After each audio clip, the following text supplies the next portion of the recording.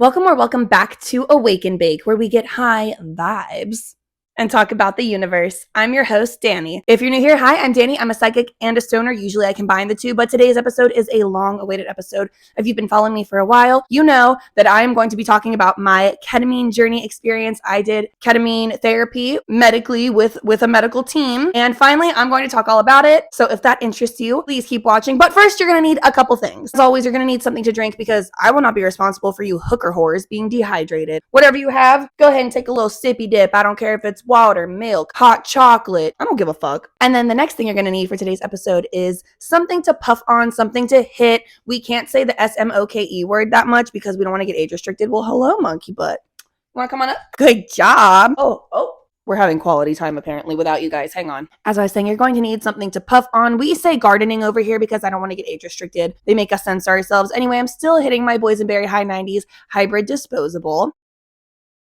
Okay, let's get into it, shall we? I'm nervous about this episode. I'm just going to say that straight up because I'm not a medical professional. This is not medical advice. My experience is most likely not going to be your experience. So when I say I'm not a medical professional, I mean it. I'm not even a medical amateur. I am not in the medical industry professionally, okay? I have nothing to do with going to med school, nursing school, anything like that. So get that out of your head. I am simply a patient. I am simply a guinea pig of the profession. So, okay, let's get into it. First, I want to talk about why did I do ketamine? Well, I didn't just go under a bridge and do it like a lot of my friends. No shame to my friends, but I'm a scaredy little puss. So I wasn't doing that. Actually, I was recommended to do it by my therapist and my psychiatrist. So I was like, okay, period, let's do it. They recommended me to a place that does esketamine. So that is like the FDA version. Like that's the one that's been approved for a bit for medical purposes, but you can really only do it medically. So it is stronger. From what I've been told is that there's levels to it. So like the stuff that you can do at home that sometimes doctors can give you pills or they give you a spray to take home.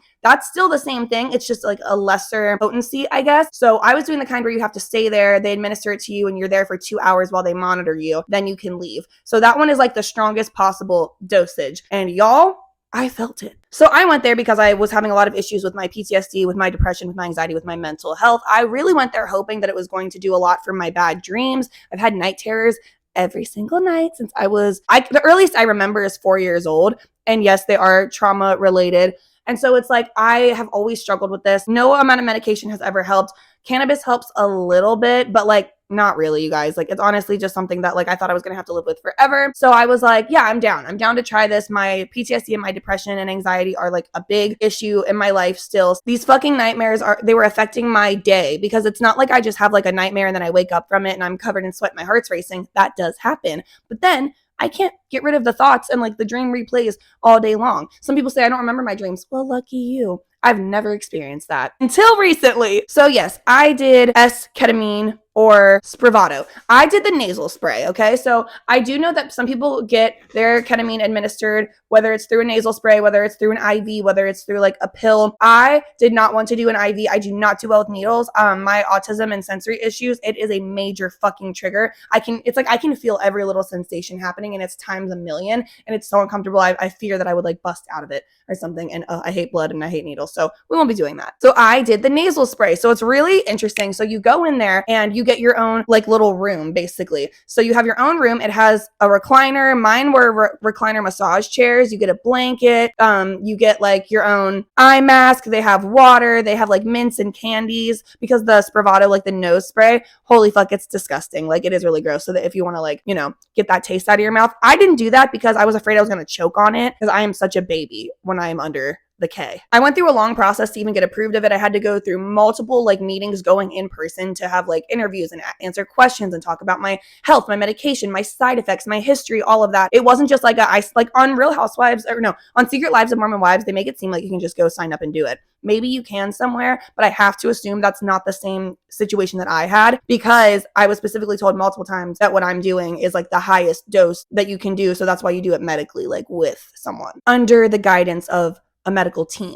So that's what I did. My appointments were at 9:30 in the morning on Tuesdays and Thursdays for the first month, and then just on Tuesdays for the second month. So I think I had a total of either 12 or 14, because I can't remember if it's like 1 month and then 6 weeks or 1 month and then another month. But either way, you go in there. So it's 9:30 for me. I get in there. I just walk right in. Like, they're like, they've already met me a ton of times. So they're like, hey, Danielle, you're good. You can come right in here. Sit down, and they just bring you one little nasal spray at a time. Each nasal spray has only 2 pumps in it, one for each nostril. And it shows you like if it's filled or not. So after 1 pump, it's already halfway gone. After the second pump, it shows you it's literally gone. So they do that 3 times. So they go in there, you sit down, they take your blood pressure. That's the first thing they do after you fill out your little worksheet of how do I feel today? Are you going to off yourself type thing? You fill it out how you're feeling. So then they take your blood pressure, and if it's all good to go, then you get your first nasal spray. They leave the room for 5 minutes. 5 minutes later, you get your second nasal spray. It's the exact same thing. You just do it again, 1 in each nostril. 5 minutes after that, they come in for your third and final one before they let you just rest in there for the 2 hours. Here's the motherfucking tea. The first one that hits, my very first session, I remember being like, okay, I mean, I don't really feel anything, but I do feel kind of calm and like happy. So that's very fun. Second spray hits. I'm done. I'm gone. I immediately realized I can't read. I can't type. Things are moving. I want to close my eyes. And it's funny, I specifically remember, so I didn't take any kind of nausea medicine or anything like that for my first half of treatment. The whole first month didn't do any. So the first session, you only get 2 nasal sprays because they're kind of easing you into it. So I did it on like a Tuesday and then a Thursday. So on the Tuesday, I only took 2 sprays. It made me dizzy and everything. Like, I'll kind of go more into detail about my effects, but I still was able, like when I was done, yeah, I needed a little bit of help, like walking and getting out of there and stuff. We'll get into that, but it wasn't as strong as when I started the 3 sprays that second time. And from there on out, you do the 3 sprays in each nostril. That was a game changer. That hit me fucking hard. Like, let's take a hit, and then I'm going to tell you just how hard it hit me. Again, autistic, extreme sensory issues. I should have known. I'm probably going to be somebody who needs to take nausea medicine.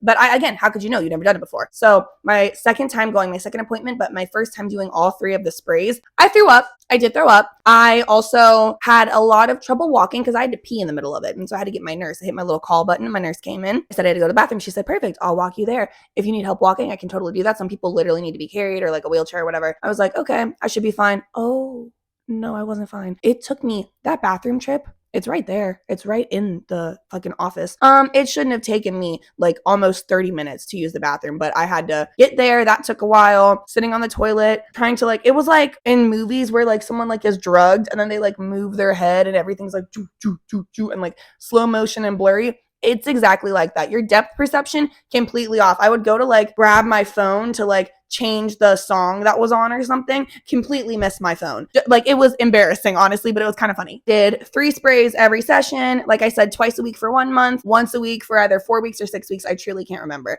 I'm not gonna lie to you guys, I still have 1 session left, but I was getting so many comments about this. I just want to like talk about it because I don't think 1 session out of like the 14 is really going to change my experience, and I've already seen such wonderful effects of it. So that's why I wanted to talk about this today. So now that I've kind of gone through just like the basic outline, the skeleton, if you will, of what the process is, and you have to stay there, by the way. You have to stay there for 2 hours, and then you have to have somebody else pick you up. You are not allowed to drive yourself home. I really wouldn't drive the rest of the day if I were y'all, but that's just me. Now we're gonna take a hit, and we're gonna get to the part that I know you're really here for. What does it feel like? What is it actually like when you take it? What are the side effects? What did I experience? I got you. I will give you all the tea. Take a hit. Okay, I'm going to go through my side effects and like what it was actually like experiencing K itself. And then I will get into the changes I have seen and how it's helped me to kind of end the video on like a very positive, encouraging note. So the first thing I want to address, because I've already addressed it, the nausea and the dizziness and the throwing up, I will say I took Zofran for like the whole second half of treatment, completely fixed it. It was literally like, oh, so I should have been doing this. So I've been having a kind of difficult treatment when I didn't need to. I could have just taken Zofran the whole time. Dramamine, Zofran, I don't know if they're like the same exact thing, but I took Zofran. That's what I recommend doing if you are someone who gets motion sickness, or if you have sensory issues, or honestly, if you're autistic, like, and you're just sensitive, like it might just be good to have that on hand. So it kicks in, and it kicks in fast. Like I said, first spray, nothing really happens, no change. I'm just in like kind of a happier mood. Mind you, you're getting new sprays every 5 minutes. Like those 3 sprays, they're coming back every 5 minutes. So it's not a lot of time in between. It's kicking in quite fast. So first spray, I just feel pretty relaxed. I'm still kind of playing on my phone, finalizing what songs I might listen to, what playlists, what like soundtrack I'll do, whatever. Usually I did affirmations, not gonna lie, but whatever I want to listen to. And then I might finish up like a little bit of Snapchats or something. This is a very long process that does, for the rest of my day, I'm tired. I'm basically on the couch. And because of that, I feel like I don't really do anything those days. So to combat that, I always like to make a post on those days so that when I like get out of there and I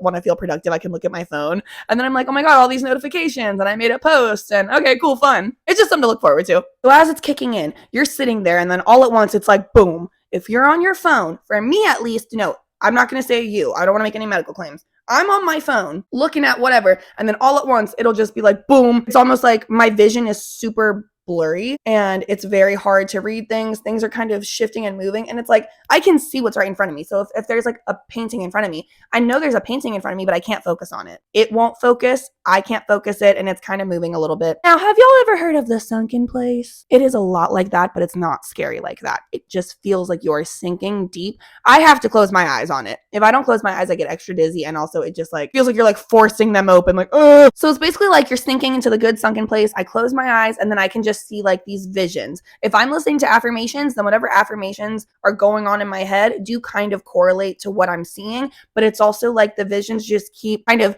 like moving in and out of different pictures. They transform from one image and morph into a new image. It's not like hallucinating though, because as soon as I open my eyes, it's gone. So, and I know that too. I know the whole time that it's just like when I close my eyes, it literally looks like you're getting pictures from the back of your eyelids. Like it looks like as soon as your eyelids close, like it's like whoosh or whatever like that. And it feels like you're sinking, literally sinking. If you move like around a lot, you can just really feel that. And that's kind of what makes you dizzy. Now, some people's experience was different than mine because I'm in there, can't walk, can barely talk, especially the whole first half of treatment. When I was doing 2 sessions a week, I could literally barely speak.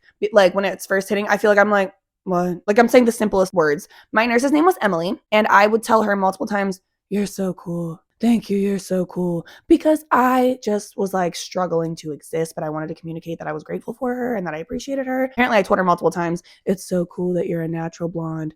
I don't know, man. I have no idea why I would say that. Now, I also, while it's like first kicking in and it's like those first 2 sprays where I'm still kind of like loopy, but like more there, my husband said that I would send him very funny Snapchats. And I'm not going to lie, he showed me some of them because he saved some of them. Fucking hilarious. So one of the honorable mentions of the Snapchats that I had sent, one was to my husband, and it was me. I just constantly tell him I love him. I'll have the phone this close to my face, and when I'm looking at it on the phone, when I'm recording and I can see myself, I'm like, holy fuck, my face is melting. It is literally drooping and melting, and it feels like that physically as well. I like will watch it back later and I'm like, I wasn't melting, but I totally was. What do you mean? Anyway, I sent a Snapchat to him where I was like, I love you so much, I love you so much. And then I forgot I was still recording. And my face goes like numb, like, because it's like a nasal spray. So I feel like that's why it's like right there in your face. So it's immediately affecting like fucking face. My face goes numb and I forget I'm still recording and I start trying to feel my face. And I'm like, I just sent that to him.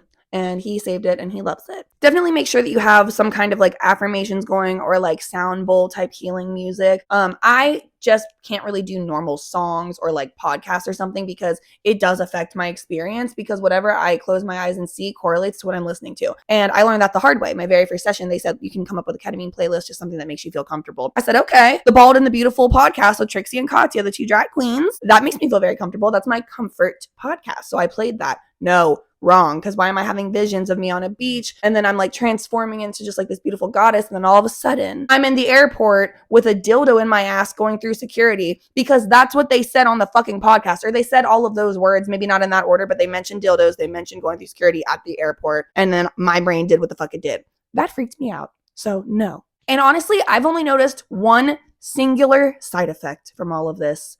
And I thought I was crazy. I thought it was just me. I thought I was losing my shit. But no, I went to Reddit, and there are many, many, many, many, many other bitches who experience the exact same thing. Why the fuck does ketamine cause cystic acne / acne in general? That's ridiculous. My chin has been a mess since I've been doing ketamine. And then I get these little cheek ones down here sometimes. It's pissing me off, but I also have dealt with cystic acne for years and years and years since I was like in high school. So at the same time, it's like, okay, I can handle it. And I will say these ones go away much quicker than like a normal typical cyst. It's very strange. But yeah, if you're prone to acne or even not prone to acne, just know that might be a side effect, but also it might go away quicker than your other pimples. So that's good, I guess. Let's take another hit, and then we're going to get into all the progress I've made. Happy Pride, by the way. Look at my nails. All right, now let's talk about the effects of it and the pros. So it's not one of those things where like in the moment you're like, oh my God, I'm healed. Because in the moment you're like, this is drugs. But holy fuck, like the days and like weeks and months like following that, and they told me like the months following too, I'll really like start to notice it as well.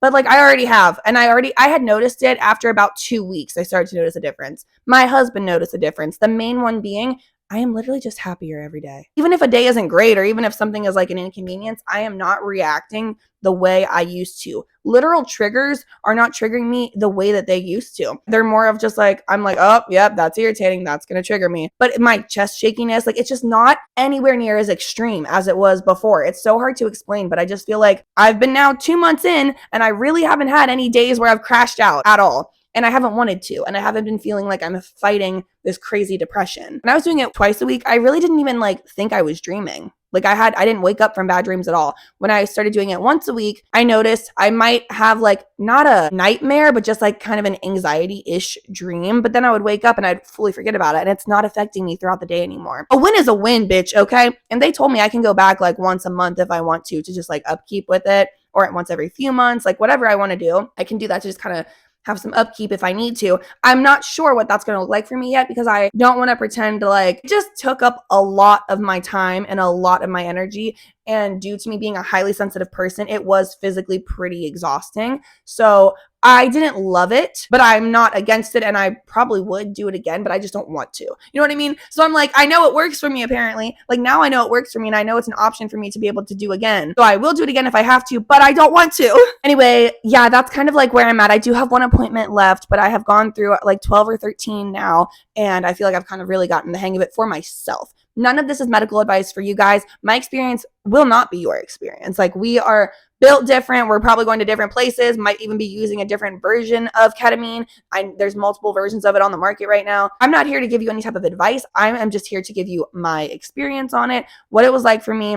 Yes, I did get so much from it. I think it was a positive experience, honestly. Like I would recommend it. Yes. If it's right for you, then yes, I would recommend it. I would also do it again myself if I feel I need it, but I will be straight up and say, I do not want to. It was a lot of energy and it was hard on my body. I was just exhausted from it. But then you also have to think, okay, is it physically a lot, but then does the benefit outweigh that? For me, yes. That is why I'm saying I would do it again. I just don't want to. I just hope I don't have to, at least not for a while. I know that when I was like looking into it, I was searching high and low to find people talk about like what it was like. And they just kept saying, oh, it made me sleepy. Oh, it's really strong. Oh, it's whatever. And I was like, yeah, but how does it feel? I hope that this was informative enough for you to kind of get a vibe of what it was like for me. Feel free to ask questions and I can elaborate in a future video for sure. And the last question I know that you're wondering, the most important one, we'll take a hit and then I'll answer it.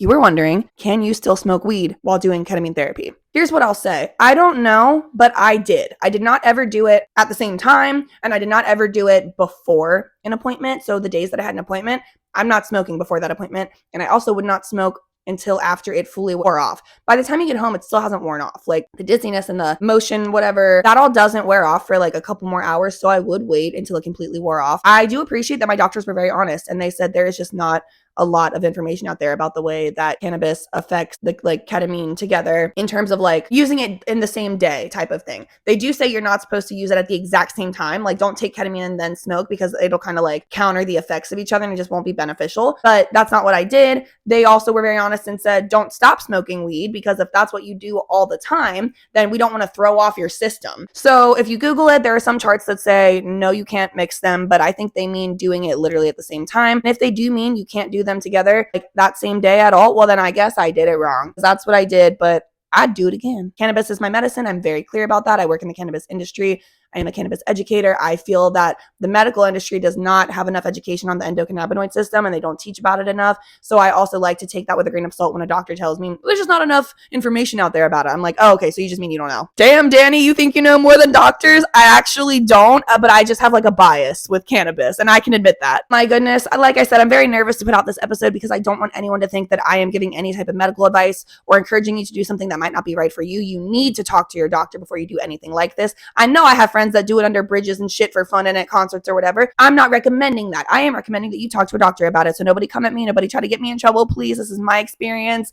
I'm just being honest about what I went through and how it helped me. Thank you guys so much for watching. Please like, subscribe, tell your friends, tell your grandma, and as always, stay high.